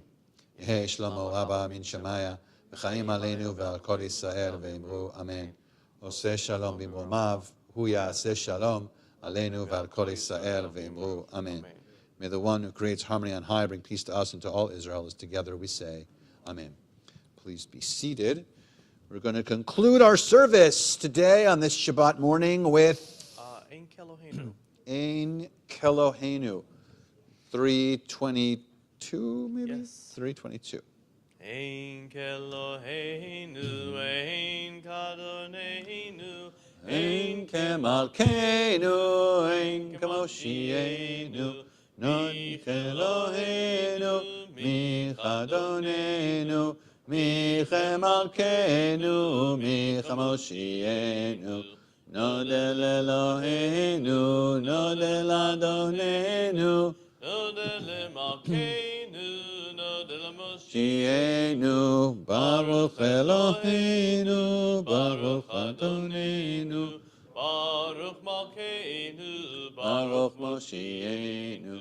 Atahu Eloheinu, Atahu Adonenu, Atahu Malkeinu, Atahu Moshienu. Adonai oz la'amo yiten, Adonai v'rech damo v'shalom. May God give strength unto our people. Continue to bless us with hope and strength and love and peace. Shabbat shalom, everybody. Shabbat shalom. Shabbat shalom. Shabbat shalom. Shabbat shalom. Happy birthday, Amy. Happy birthday, Amy.